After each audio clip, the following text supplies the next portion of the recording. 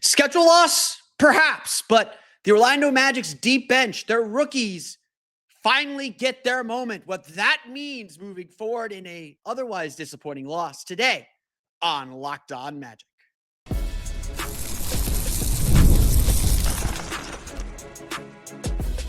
You are Locked On Magic, your daily Orlando Magic podcast, part of the Locked On Podcast Network, your team every day. And you are indeed Locked On Magic. Today is November 23rd. It will be November 24th, 2025. My name is Philip Rossman-Reich. I'm the senior writer over at OrlandoMagicDaily.com, credentialed member of the Orlando Magic media since the 2012 season, and your expert on all things Orlando Magic. On today's episode of Locked On Magic, Jett Howard, Jase Richardson, and Noah Penda finally have their moment, and they pull through what they showed us and what they earned in a big fourth quarter against the Boston Celtics, but in a loss nevertheless. Why the Magic lost this game and whether it's a reason for calm or concern. We'll get to that coming up here in just a moment. First, we want to thank you again for making Locked On Magic part of your day every day, no matter when you listen to us, whether it's first thing in the morning, whether it's right when we upload. We truly appreciate you making Locked On Magic part of your day every day. We truly appreciate you being one of our Orlando Magic dailies. That means you're an everydayer. You listen 5 days a week. You listen over the weekends when we do our game episodes on the weekends. You make us part of your regular podcast rotation. You make us your first listen of the day. We thank everyone for being part of the Locked On Magic community. And thank you again for making the Locked On Podcast Network the #1 sports podcast network. Today's episode of Locked On Magic is brought to you by FanDuel. Right now, new customers can bet just $5. And if your bet wins, you'll get $300 in bonus bets to use across the app. Head to FanDuel.com to get started. Even before tip-off, the Orlando Magic were handcuffed. The Magic were handcuffed in this game when the schedule came out in August. Like, I know no one wants to hear this excuse, and I'm not going to make this excuse, but I'm going to say it. An Orlando to Boston back-to-back is stupid and ridiculous. And if the league is really serious about making sure star players are available or making sure that players are fresh and providing the best product they can, back-to-backs are fine. I understand that they have to happen. Give us more home back-to-backs and eliminate these ridiculous travel back-to-backs. The Magic get 2 or 3 of these every year that in August, I will just straight out say that's a schedule loss. I'm not going to care if they lose. And we'll talk about that in a moment. But we have to set the stage here for how this game played out because Jalen Suggs sat out second night of a back-to-back. He's been doing that all year. This appears to be the last one he will do. Wendell Carter was a late scratch after going through his shooting slot. He was diagnosed with an ankle sprain. After going through a shooting slot, he was ruled out for the game after being questionable all afternoon. And then Goga Bitadze went through warmups and reported that his ankle was sore. He was a late scratch. So already the Magic are down 3 starters with Paolo Banchero out. Orlando Robinson, the Orlando Magic's two-way player, is starting at center. And the Magic are on a ridiculous back-to-back, on a schedule loss-inducing back-to-back. The Magic still should have fought, and we'll get to what went wrong that put them in a 26-point hole early in the second half. You'll get to why the Magic should never been in the position they were in. But it is still incumbent on everybody to play through the final 48 minutes. It is still incumbent because this is the NBA. Crazy things happen with the amount of threes that go up in this league.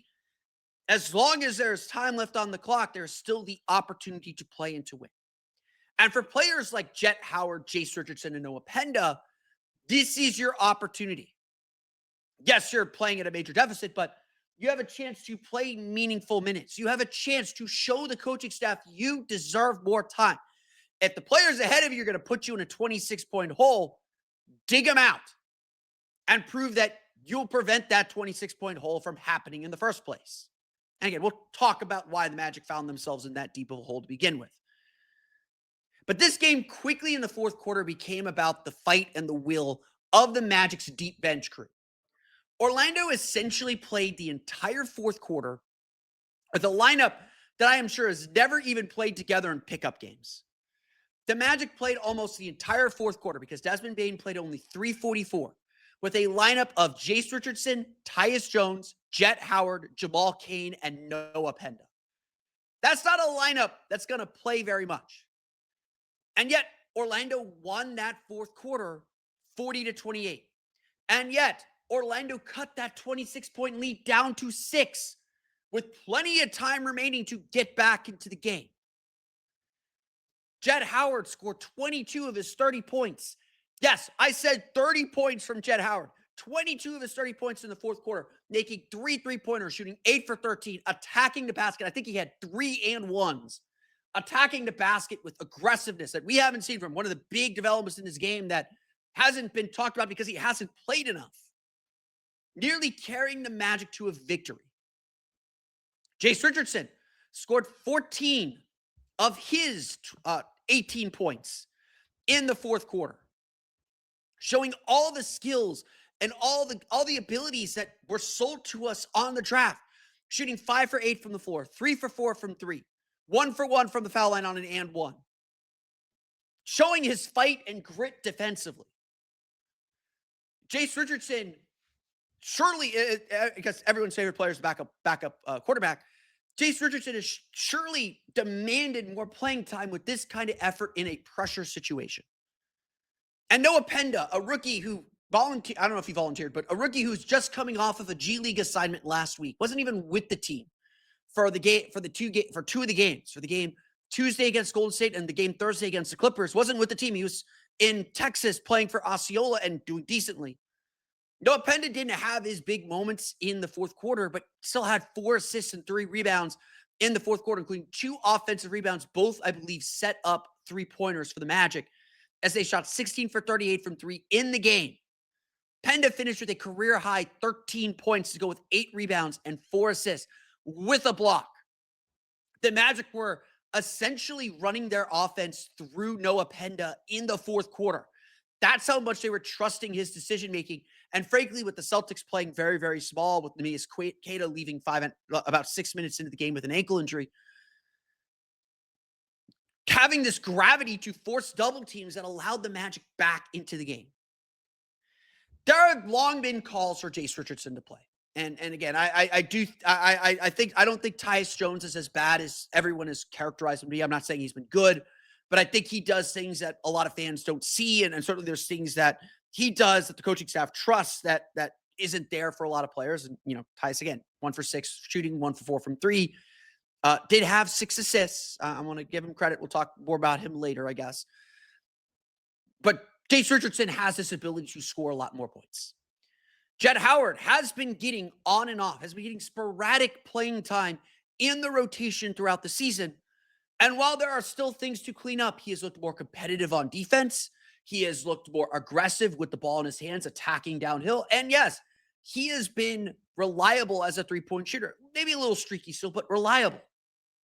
As he said after the game, he knew he was capable of this kind of a game. This 22-point quarter was something he knew he was capable of, just needed the opportunity to show it.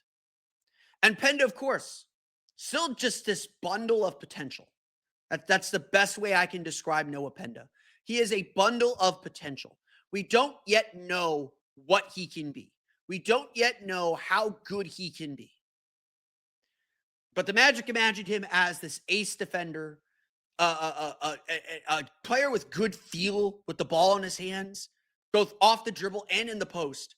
And the Magic saw that in meaningful playing time for the first time.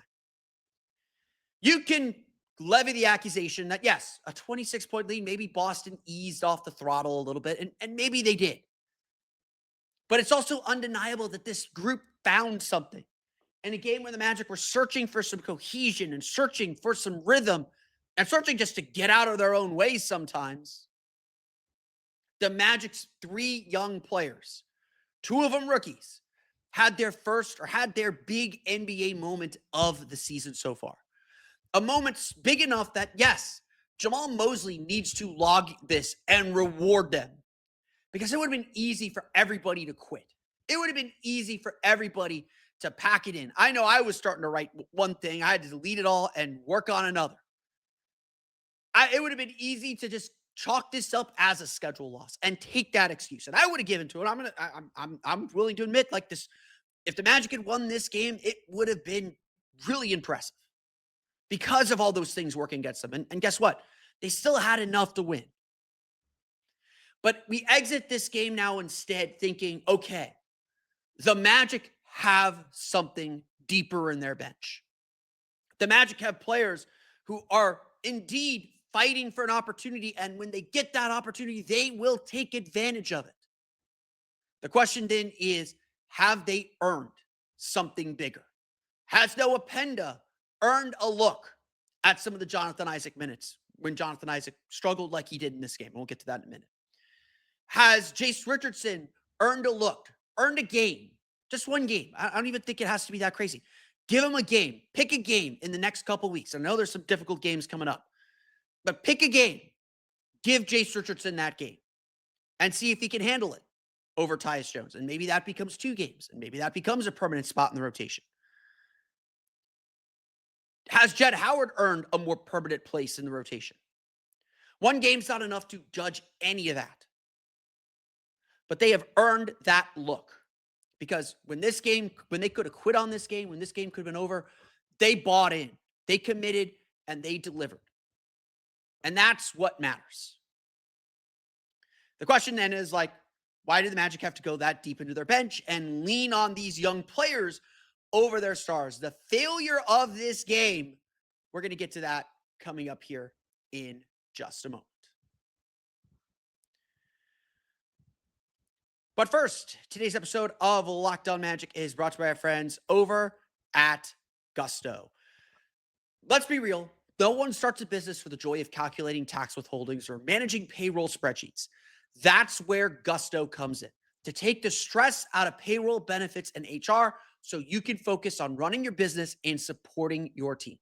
Gusto is the all-in-one remote-friendly payroll and HR platform that makes managing your team simple, transparent, and fast. Whether you're hiring, onboarding, or paying employees, Gusto helps you do it all from one place without the hassle or hidden fees. You can get unlimited payroll runs for one monthly price, which means no surprise charges at the end of the month. Gusto's automated tools like offer letters, onboarding materials, and direct deposits save you hours every week, and knowing you can reach certified HR experts anytime gives you real peace of mind. Try Gusto today at gusto.com/LockedOnNBA and get 3 months free when you run your first payroll. That's right, 3 months of free payroll at gusto.com/LockedOnNBA. One more time, that's gusto.com/LockedOnNBA. Today's episode of Locked On Magic is also brought to you by our friends over at Wayfair. The holiday season is right around the corner. You can literally see it on the calendar. It's here. And that means it's time to get your home ready. Whether you need more seating for guests, cozy new linens, or fun serveware for holiday hosting, Wayfair's Black Friday sale is here to help you make your space shine. And the best part, you don't have to wait. Wayfair's Black Friday deals are happening all month long with up to 70% off everything from sofas to spatulas. With the holidays right around the corner, you need to refresh your look. You don't want your family, you don't want your friends, you don't want your loved ones to see the same look year after year. You got to mix it up. Got to make them look forward to the holidays. And that's where Wayfair comes in, because they have everything shipped just in time for the holidays. They let you upgrade your entire room, whatever you need, and it completely transforms everything. Browse through their site to find pieces that actually fit your style. There's nothing generic, just quality designs that feel very personal. Don't miss out on early Black Friday deals. Head to wayfair.com now to shop Wayfair's Black Friday sale for up to 70% off. That's Wayfair, WAYFAIR.com. Sale ends December 7th.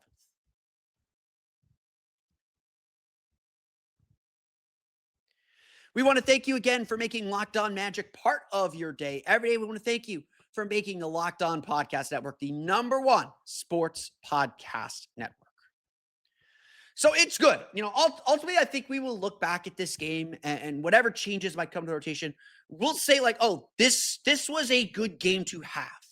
To have a moment, to have this moment of clarity where your young players, your deep bench players could have a game where they gain some confidence. That's going to be good for this team in the long run.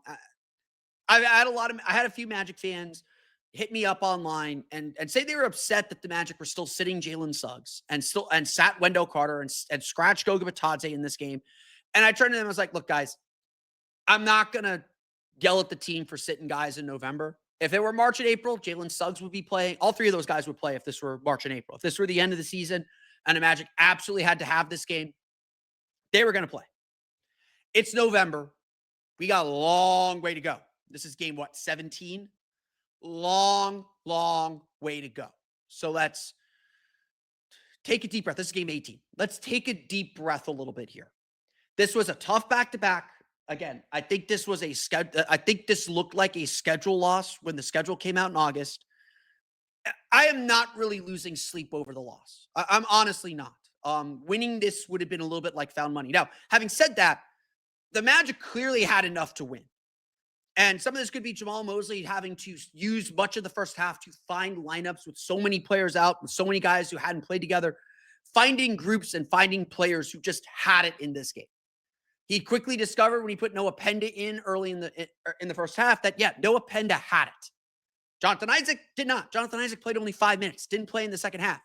Had some really god-awful plays. Like, Isaac was bad. He was credited with only 1 turnover. He took 1 shot, just did not look comfortable playing center, which is really kind of disturbing considering he's been in this offense for 5 years now.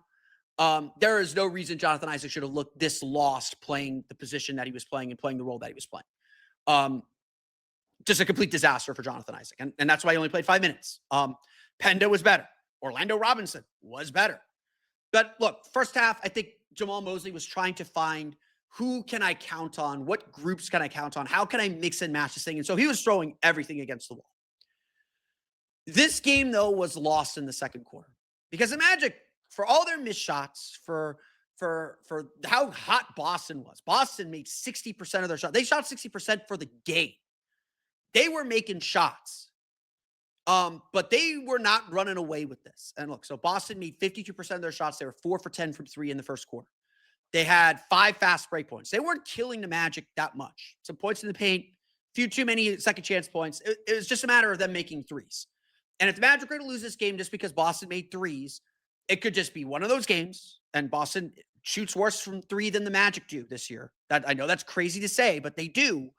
That's what the stats say. This could have just been like, okay, Boston had their nice shooting game, whatever, we move on. Like, not a big deal. This game was lost in the second quarter. And what was a close game? The Magic trailed by 5. They trailed by as much as 9 in the first quarter, but they trailed by 5 after the second quarter. Orlando gave up 48 points in the second quarter. Boston shot 18 for 23, 5 for 7 from 3, and 7 for 9 from the line. No offensive rebounds. They turned 3 turnovers into 7 points. So the Magic weren't turning the ball over. Magic had only 8 turnovers in this game. It wasn't crazy at all. This game got lost because the Magic gave up 16 of the Celtics' 23 fast break points in the second quarter. This game got lost because the Magic let Boston get out in transition. And that was purely on the frustration of their players. Orlando was 5 for 6 from the foul line in the second quarter. Like, Orlando was getting to the foul line. Like, again, Orlando's used to getting the foul line, but Orlando was going to the basket and trying really hard to get to the basket and not getting foul calls they felt like they deserved. And you could see Franz Wagner was guilty of this. Anthony Black was very guilty of this, looking at the refs and looking for calls and not getting back in transition. And what ends up happening is, you got 2 things working against you. Wendell Carter is really important to this defense. I hope everyone recognizes that. His ability to defend the perimeter and switch and still rotate back to his man is really important. Orlando Robinson, I thought, played a very good game, but Orlando Robinson is not Wendell Carter. He's not Goga Batadze. He's not Mo Wagner. He's still learning this defense and could not execute what the Magic needed to, could not rotate with the way the Magic needed to at the level they did. Plus, you're playing a Boston Celtics team that likes to play 5 outs. When Neemias Queta went out and the Celtics were going small, they put Chris Boucher for a little bit, but they mostly played like Josh Minot at center. When that started happening, now you're starting to get stretched too thin. And Orlando was over aggressive, and it just felt like they were trying to get all the points back at once. They let mistakes compound. And again, it wasn't turnovers. It was shots at the rim. It was points in the paint. Orlando had 16 points in the paint in the second quarter. Boston had 20. Orlando was 8 for 14 on points in the paint in the second quarter. Again, 16 fast break points. Well, Boston wasn't getting them off of turnovers. And again, 7 points off 3 turnovers. So they did get them a little bit off of turnovers. They were getting them off of misses. They were getting them off of the Magic getting downhill, being unbalanced, and taking them the other way while the Magic were either slow to get back, coming up, picking themselves off the floor, or arguing with the refs and hitting threes. And so, look, again, maybe this was just a bad night. Sometimes you don't shoot great at the rim. And let me pull up let me see if I could get those stats real fast. Some nights you don't shoot great at the rim. If we take a look at the game charts and look at the shot zone numbers, Orlando shot 13 for 27 in the restricted area. 13 for 27. That's less than 50%. And typically when you drive, someone has to rotate to the top and be the get back guy. But typically you're imbalanced when you miss those kind of shots. And then you go on top of that, you're taking a lot of threes. Orlando was 3 for 10 from three in the second quarter. Anthony Black made 2, but again, Anthony Black was struggling in this game. The Magic were 3 for 10. Jamal Cain missed 3 like wide open threes. Jamal Cain just didn't. A lot of guys took advantage of their opportunity. I don't think Jamal Cain necessarily played poorly, but Jamal Cain missed the opportunity. Needed to make shots. Needed to gain confidence as a shooter. And so Boston, it just ended up, was able to get downhill, beat a Magic defense that couldn't get itself set, that was always playing on its back foot, was struggling to finish at the rim and kind of calm themselves down, struggling to get downhill and getting beat when they didn't make those shots. And then ultimately was also just like off defensively anyway. And again, maybe that's fatigue, heavy legs from having to play last night. Maybe a lot of it was probably just like they had guys they didn't trust and weren't, capable of playing together in the way that they're used to. Again, like as well as Noah Penda played. And again, Noah Penda was really impressive all game long. 4 points, 2 rebounds in that, Jase Richardson had 4 points, 2 rebounds in that second quarter. Noah Penda had 1 rebound. It didn't seem like Noah Penda was in for this huge game when he first checked in the second quarter. But like Noah Penda hasn't played very much with any of these players. And so it was just a little bit of, just a little off kilter, just a little bit of finding that chemistry. And so, yes, I think if there is a level of concern, it's that, the starters were kind of the ones that gave the game away and put the Magic in this position where they had to kind of scrap and claw, and they lost their defensive identity a little bit. But having said that, this feels like a schedule loss. Like, I'm not going crazy. I said this on my preview post. This game is going to come down to shooting. The Magic have to make shots on tired legs. The Celtics had the rest advantage, and if they get hot, which they did in this game, but they haven't really done that this year. If they get hot, it's going to be a tough night for the Magic, and there's just going to be nothing you can do about it. Make or miss league. Orlando missed some shots at the rim. They were determined to get to the foul line, and I think that determination to get downhill limited their passing. The fact that they're playing with a lot of players they're not familiar with, I think also led the ball not to pop as much. And because the Magic weren't getting stops, they weren't getting out in transition as much. So I think this game, I don't think there is a reason to go crazy about this loss. There are some issues that have been like minor issues. And I think, again, Orlando got sucked into the pace a little bit. Boston doesn't play fast, but Orlando, I think, was making it a point to play fast to try and catch Boston off guard. And I think that worked against them. I think they need to embrace this being pretty slow and say, okay, we'll grind it out a little bit. That helps us because then we can catch our breaths and we can be calm and composed. And, again, the Magic just weren't that. This scenario where I think that, like Tyus Jones kind of helped them a little bit throughout the course of the game. This isn't a cause for concern. Now, again, this happens again. You get blown out again. You get sucked into the pace thing like you did against Philadelphia last time you played them. Then, that'll be a little bit more concerning. It's not that the Magic threw this game out. I don't think that's the case. But it certainly felt that way, and it certainly felt like the Magic kind of viewed this game as found money after the way they played on Saturday night. And so I don't think the Magic are particularly concerned about anything. That they felt what it feels like now when they don't do what they're supposed to do. But they've seen that, okay, we have guys we can trust deeper in the bench. And so ultimately, I think this game will end up being positive as a loss can be, the way that it went. Let's run through the final box score. We'll talk about individuals briefly. We'll get to that coming up here in just a moment. But first, today's episode of Locked On Magic is brought to you by our friends over at FanDuel. The NBA is back, and there is no better place to get in on the action than FanDuel, the official sports betting partner of the NBA. Even if you missed the start of the game or want to ride the hot hand, FanDuel has live bets on everything from who will score next to fourth quarter comebacks like the one the Magic had on Sunday night. Plus, you can even combine your live bets into a same game parlay for a shot at a bigger payout. It keeps every game exciting, especially when your team is making that late push. They showed it on the FanDuel Sports Network broadcast. In fact, the live spread went down to like -10.5 midway through the fourth quarter. The Magic covered that, so you could have still made money on the Magic making their big comeback.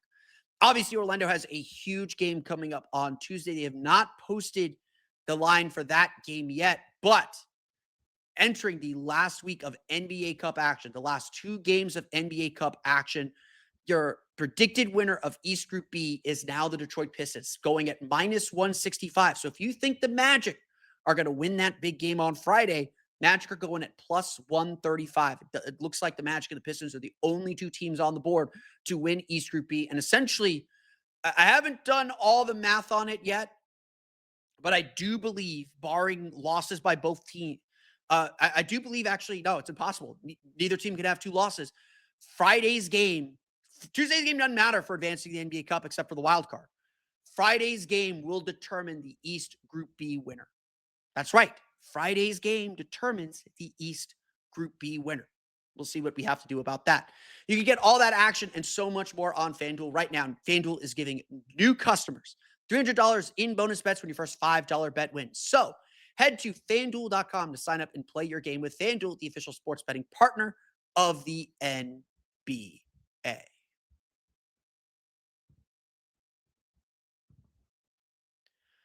Let's run through the final box scores. The Orlando Magic fall to the Boston Celtics 138-129. I want to just get this part out first. Let's do the full team numbers. I'm a big 4 factors guy. The Boston Celtics ended with an offensive rating of 142.3 points per 100 possessions.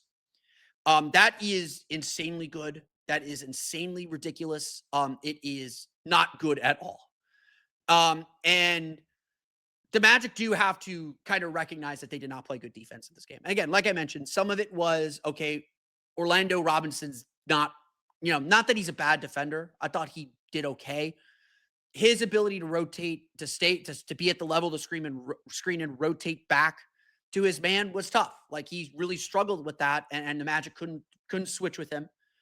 So that was tough. Again, like Tyus Jones had to play a lot of minutes. Tyus Jones played nearly 25 minutes in this game. Magic got a 130.6 defensive rating with him on the floor. Jase Richardson had to play 21-20 in this game. Magic had a 140.5 defensive rating with him on the floor. A lot of guys were attacking him. There's just no one that played good individual defense. Like, I think Jase Richardson fought. I think that, like, Jett Howard fought. I think Orlando Robinson fought. I think Jabal Cain fought. Like, Franz was okay on Jaylen Brown. It was just a mess defensively. And again, some of it was just not knowing rotations. A lot of it was just not being settled and not being able to get your defense set because you're constantly in transition from missed shots or from the ball, from being out of alignment because you're going to the basket and not scoring. The Magic needed to slow this game down. The game was played at a pace of 97 possessions for 48 minutes. That's slow. That's more of the Celtics pace, but they were getting out in transition so much. It felt so much faster. And so again, like the Celtics, sometimes the Celtics make shots. Like Jaylen Brown is like DeMar DeRozan, like with his ability to make mid-range shots. He finished with 35 points in this game. His ability, and he hit those 2 big threes when the Magic got it to within 6 to keep the Magic at bay as they were running out of time. But like, it was just a struggle. Like the Magic just could never get their feet under them. And unfortunately, like, again, I don't want to read too much in this because the Magic were missing so many key players. And I think one lesson we can kind of take away from this game is that maybe some of the deep bench guys, especially the 2-way guys, aren't kind of Magic level players. Like, this would have been a great game for Trevelyan Queen. This would have been a great game for Cole Anthony. Like, the Magic could have used that support. And Jase Richardson eventually played the Cole Anthony role in the fourth quarter, but the defense just wasn't where it needed to be. Having said that, Orlando's offense continues to play like incredible. Magic had a 133 offensive rating in this game. Now, a lot of that was coming in the fourth quarter, again, because fourth quarter Magic just kind of blew them out. Orlando had a 173.9 offensive rating in the fourth quarter, 173.9, which is just insane numbers. Just both teams were just kind of scoring at will. And, I think the one thing that I fear and the one thing that I'm a little concerned about just overall is that sometimes, and we've seen this already, the Magic have been so focused on their offense, they get sucked into an offensive game. And while this team is more capable of playing and winning these kinds of games now, that's not sustainable for them. And again, like through the first 3 quarters, let's throw that fourth quarter out. Through the first 3 quarters, the Magic only the Magic still had an offense rating 120.3 for the first 3 quarters. So offense was not the issue in this game. Orlando ended up shooting pretty well. They struggled early in the game. They ended up shooting 44%. Or sorry, that was second quarter. They ended up shooting 47%, 47 for 100. They got 100 shots up in a game with only 97 possessions, which is insane. They were 16 for 38 from 3. They made more threes in this game than Boston at the end of the day. And again, 3-pointers were a big factor through the first 3 quarters because, the fourth quarter was a little bit of an outlier. Through the first 3 quarters, Orlando was 10 for 27 from 3. Boston was 13 for 26. Orlando kept up with the 3-point shooting. So that was no longer an issue. The Magic have to find a way to defend more consistently when the game is kind of back and forth like this. And again, like Orlando for the game ended up shooting 26 for 52 in the paint. They got outscored in the paint 64 to 52. And again, those paint points are too many for Boston. But they really struggled to get their paint points going to finish at the rim. And again, it's just these little things. They're playing uphill. A lot of their misses led directly into transition. The Magic were late in transition. And if the Magic cleaned that up, again, like they had enough to win with everything they were missing. They had enough to win this game. So the schedule loss is certainly an excuse and certainly viable to explain like, okay, this is why the Magic were kind of sluggish in parts of the game, why their shots didn't go down until they kind of found that rhythm and found that spark from their deep bench. But if they would have played with the intensity that they showed in the first quarter and the energy they showed in the first quarter to kind of grind their way through some of their mistakes and missteps, this easily could have been a win. And so, again, I put that on the starters. Like that's on guys that we depend on. That's on guys that this team should really trust. Franz Wagner, 15 points, 5 for 10 shooting, 5 for 8 from the foul line. He missed 3 free throws. He can't miss free throws. Like, man, you miss, you're going to go to the line 9 times. You miss 1. Okay, that's fine. That's excusable. But in these close games, and especially as the Magic were trying to like kind of keep up with the Celtics with the way that they're playing on offense, missing those free throws was devastating. Now, Franz was fine otherwise. 8 rebounds, 5 assists. Like he contributed. The Celtics were doubling him hard because especially when Desmond Bane was out of the game, there was no one that the defense really respected. And so Franz had to be a little bit of a passer, had to read double teams really well. He got the Paolo treatment. He was getting 2-3 guys sent at him. He kind of struggled with it and struggled to keep the ball moving. And again, it wasn't that there was turnovers, but Franz was fine. He just didn't take over. Just didn't take over. Desmond Bane was fine. 18 points, 6 for 13 shooting, 5 for 6 from the foul line, 1 for 2 from 3, 5 assists. Boston was very determined to keep him off the 3-point line. He did a very good job using that to his advantage to get downhill to the basket. Desmond Bane was fine. Just, again, didn't take over. Again, defense was just such an issue. It didn't matter what you were scoring. Like everybody scored. Tristan Silva, I think most of us would say he didn't have a great game. 9 points, 4 for 7 shooting, 1 for 2 from 3. The ball just wasn't popping. Orlando did have 33 assists on 47 field goals, which is very, very good. But boy, it felt like the ball was stagnant, especially early in the game. Orlando had 7 assists on 8 field goals, going 8 for 21 in the first quarter. They ended up with 6 assists on 11 field goals in the second quarter. So again, their best offense is still when the ball gets moving. And look, Orlando missed some open shots. Like there were opportunities to slow this game down, get it under control if the Magic could just make some open threes early in the game. A guy like Jamal Cain comes in. He shoots 1 for 6, 0 for 4 from 3. Tyus Jones is 1 for 4 from 3. That can't happen. Franz Wagner's 0 for 1 from 3. He doesn't take any threes. Anthony Black missed his first 5 shots. He was 14 points, 4 for 13 shooting, 2 for 4 from beyond the arc, 5 assists, 2 turnovers. And again, it wasn't that there were turnovers. It wasn't that there was all these like huge like mistakes that you could clearly point to. It was Anthony Black trying to get to the basket, trying to dunk on somebody instead of making a layup, and sitting on the floor looking at the ref for a foul as everyone's going down to the other end. That was the kind of focus that was missing. And again, that's all correctable. And maybe that's fatigue. Maybe that's frustration kicking in. There was just that stretch in the second quarter when Boston really expanded their lead. They scored 48 points in the second quarter again. When they really expanded their lead, there was just like every time the Magic were just trying to like ram it right back down their throat and try and get all the points back in one possession, and then got fouled and then looked to the refs and complained, and Celtics were back the other way hitting a three. Like that, like again, it wasn't that there was a huge statistical difference between these teams. It was just those moments where the Magic lost focus and lost their intensity that really matter. And again, that's happened this year. That would be the only cause for concern, is that Orlando has had these moments where they try to outpace other teams, and that shouldn't be their game. When they try to force like speed and pace into the game, and it doesn't work, and they get frustrated that they're not getting fouls. They attack when the floor isn't balanced and they aren't ready for it, and they miss those shots. So you make those shots, it's all good because you can reset. They got to take the ball out of the hoop and go. The Magic just didn't have that this game. So again, just a lot of guys just kind of missteps. I want to give Orlando Robinson a special shout out though. 7 points, did have 3 rebounds, 3 for 4 shooting in 13 minutes. Again, a little overwhelmed, probably not the mobile big the Magic one. He's not particularly, he's big, he's not particularly tall. So he wasn't a big impactor at the rim. But he played hard. For a guy that found out he was starting 2 minutes before tip-off, he played hard. I liked what he provided this team, and generally, like, the Magic got exactly what they thought they were going to get from him. Just, again, not exactly what they want from a starting center. Like, if he had to play spot minutes off the bench, that's fine. Starting, that's asking a lot. Would not shock me if the next time this happens, if it happens again. I think Gogo will be fine by Tuesday. I think they'd start Jonathan Isaac. Again, we'll talk about Jonathan Isaac here in a minute. Or honestly, they might start Noah Penda. Like Noah was great. 13 points, 5 for 6 shooting, 2 for 2 from 3, 1 for 1 from the foul line, 8 rebounds, 4 offensive rebounds, 4 assists, 1 block. Guy was everywhere. This is like exactly why the Magic drafted him. He was just kind of great feel with the ball, great understanding of what they're trying to do on offense. Loved what we saw from Noah Penda. Again, it's been kind of in the works. It's like, okay, Noah Penda is going to be a dude. Get him some time, get him some run, but we'll see. Jett Howard, 30 points, 11 for 23 shooting, 5 for 13 from 3, 7 rebounds, just awesome all around, 3 assists. Like Jett's game has been expanding very, very slowly. He has been getting better and better and better.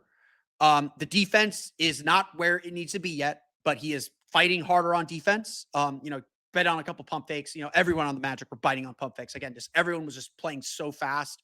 Again, pace doesn't say that, but the Magic were trying to play too fast, and you can see that in how they were biting on pump fakes. But Jett's competing on that in a way he hasn't before. That work has been paying off for him. I hope he understands that. Hope he knows that. And again, just super confident with the shot. He's been better at attacking. He's been better at driving this year, which has been a nice development. It's now learning how to do it and finishing. But a lot of really impressive stuff from Jett Howard. I really liked his game all around. Let's talk Jonathan Isaac. Jonathan Isaac played only 454 in this game. He was 0 for 1 from 3. That's his only shot. 1 rebound, 1 block. And that block was deflected right back to Derek White, who finished a layup off of it. Jonathan Isaac played only 454 in this game. He looked completely out of place at center. The Magic used him as the backup center. And if you watch the Magic offense, they love having their center at the top of the key. They love having him at the elbows and to do dribble handoffs and passes from those areas. And maybe it's on Jamal Mosley for putting him in spots where he is uncomfortable.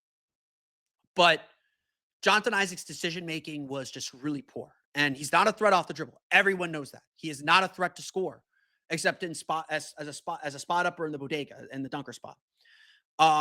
Just super ineffective. And I'm not completely shocked he didn't play the rest of the game because Noah Penda was better. And, a lot of us suspected the Magic drafted Noah Penda as the sort of Jonathan Isaac replacement. Again, just kind of a do-everything defensive big who's switchable, has good feel with the ball. That transformation or that baton being handed off did not look more stark than in this game because, like, Jonathan Isaac has always been a bit of a black hole in offense. He's always been kind of an abyss offensively by the numbers, but his defense was always so good that it didn't matter. His defense just isn't as impactful as it used to be. And so I think the Magic do have some big decisions coming up with Jonathan Isaac that they have to make. They just frankly, they have to make. And some of it might be just like, it's time to sit him for a while and at least have the enticement of, he's not playing enough games to hit his contract total to be available in trades. I think that is unfair to do to a person. If he's the best option, play him and forget all that stuff. But look, Noah Penda, I think, again, Noah Penda, Jase Richardson, and Jett Howard have earned more minutes with their play in this game. I don't know if they'll get them against Philadelphia because Philadelphia is such a big game for the Cup. Then again, like, the Cup doesn't matter. Like, or except for the wild card, The only game that matters in the cup is Friday. You win Friday, you win the group. The math is simple. You win Friday, you win the group. You have one loss. Everyone, Detroit and Orlando are undefeated. Everyone else has at least 2 losses. You win on Friday, you win the group. Now, if you want the wild card, you can only lose once, and you have to lose by a little bit, and you have to blow another team out. So if the Magic want the wild card, they need to blow out Philadelphia. They need to get another double-digit win at least. We'll do all the math scenarios later. I'm not going to worry about them right now because they're too complicated. But that's essentially what's in front of Orlando. But we'll talk a little bit more about that tomorrow. But that's where we're at. Ultimately, disappointing game for Orlando. Ultimately, a game where they left a lot on the table. A game where they were good enough to win, and they had enough to win despite all the injuries, despite all the disadvantages, and they let this one kind of get away from them through their own frustration. And so, again, if it's on you, and Boston played great, don't get me wrong, they made shots, and that put them in that hole. But ultimately, a lot the Magic can control once again. And a lot of it's just their attitude and their focus and their attention to detail, which has slipped here and there throughout the course of the season. The Boston Celtics defeat the Orlando Magic 138-129. The Orlando Magic are back in action Tuesday against the Philadelphia 76ers as NBA Cup action hits its final week of group play. But that's good for me today. I want to thank you all again for listening to today's episode of Locked On Magic. Of course, find me on Twitter at @PhilipRR_OMD and on Blue Sky at PhilipRR. You can subscribe to the podcast on Apple Podcasts, Stitcher, TuneIn, Himalaya, Google Play, Spotify, Odyssey, and all of them makes it along the podcast to your podcast-enabled listening device. You can also check us out on YouTube. Just search for Locked On Magic. For the latest on the Orlando Magic, be sure to check out OrlandoMagicDaily.com. You can find us on Twitter at OMagicDaily. And for even more Orlando Magic content, be sure to check out my Patreon page, Orlando Magic Hub, at patreon.com/Orlando Magic Hub. As always, thank you for your support. We'll talk a little bit more about Jett Howard on the Patreon page tomorrow. Now that you're done making Locked On Magic your first listen of the day, go check out the Locked On Fantasy Basketball Podcast. Josh Lloyd hosts the #1 fantasy basketball podcast, giving you daily tips and helping you win your league, all while making you a smarter NBA fan. Find Locked On Fantasy Basketball on YouTube or wherever you listen to podcasts, all part of Locked On Podcast Network. It's your team every day. That's going to do it for me today, though. I want to thank you all again for listening to today's episode of Locked On Magic. On our next episode of Locked On Magic, I do want to address the elephant in the room. I see the comments. I see all of that. And I'm here to tell you the Magic are going to be better with Paolo Banchero. I will explain why and the numbers that back that up tomorrow on the show. Plus, we'll dive into NBA Cup scenarios and NBA Cup tiebreakers. We will do our best to do so at least. Until then, for Orlando Magic Daily and Locked On Magic, this has been Philip Rossman-Reich. We'll see you all again next time for another episode of Locked On Magic.